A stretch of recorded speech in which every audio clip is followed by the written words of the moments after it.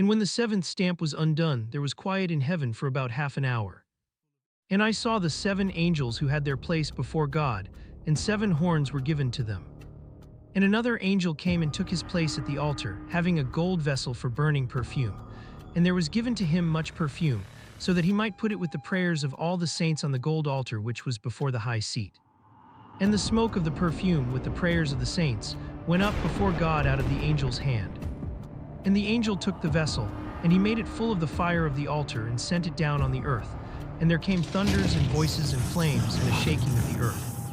And the seven angels who had the seven horns made ready for sounding them.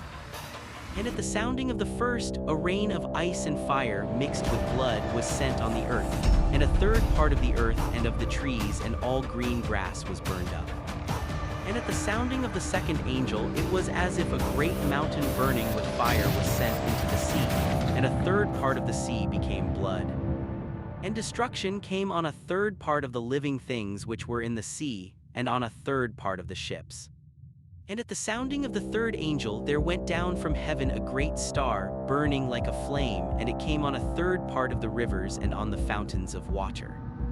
And the name of the star is Wormwood, and a third part of the waters became bitter, and a number of men came to their end because of the waters, for they were made bitter. And at the sounding of the fourth angel, a third part of the sun and of the moon and of the stars was made dark, so that there was no light for a third part of the day and of the night. Then I looked, and I heard an eagle that was flying high in the air say in a loud voice, "O horror, horror! How horrible it will be for all who live on earth when the sound comes from the trumpets that the other three angels must blow."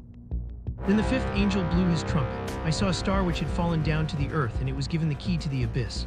The star opened the abyss, and smoke poured out of it like the smoke from a large furnace. The sunlight and the air were darkened by the smoke from the abyss.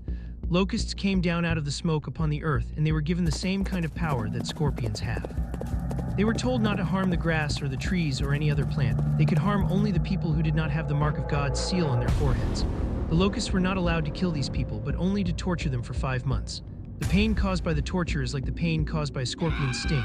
During those 5 months they will seek death but will not find it. They will want to die, but death will flee from them. The locusts looked like horses ready for battle. On their heads they had what seemed to be crowns of gold, and their faces were like men's faces. Their hair was like women's hair, their teeth were like lions' teeth. Their chests were covered with what looked like iron breastplates, and the sound made by their wings was like the noise of many horse-drawn chariots rushing into battle. They have tails and stings like those of a scorpion, and it is with their tails that they have the power to hurt people for 5 months. They have a king ruling over them, who is the angel in charge of the abyss. His name in Hebrew is Abaddon. In Greek the name is Apollyon, meaning the destroyer. The first horror is over. After this there are still 2 more horrors to come. Then the sixth angel blew his trumpet. I heard a voice coming from the 4 corners of the gold altar standing before God. The voice said to the sixth angel, "Release the 4 angels who are bound at the great Euphrates River." The 4 angels were released. For this very hour of this very day of this very month and year, they had been kept ready to kill a third of all mankind. I was told the number of the mounted troops. It was 200 million. And in my vision I saw the horses and their riders. They had breastplates red as fire, blue as sapphire, and yellow as sulfur. The horses' heads were like lions' heads, and from their mouths came out fire, smoke, and sulfur. A third of mankind was killed by those 3 plagues, the fire, the smoke, and the sulfur coming out of the horses' mouths. For the power of the horses is in their mouths and also in their tails. Their tails are like snakes with heads, and they use them to hurt people. The rest of mankind, all those who had not been killed by these plagues, did not turn away from what they themselves had made. They did not stop worshipping demons, nor the idols of gold, silver, bronze, stone, and wood, which cannot see, hear, or walk.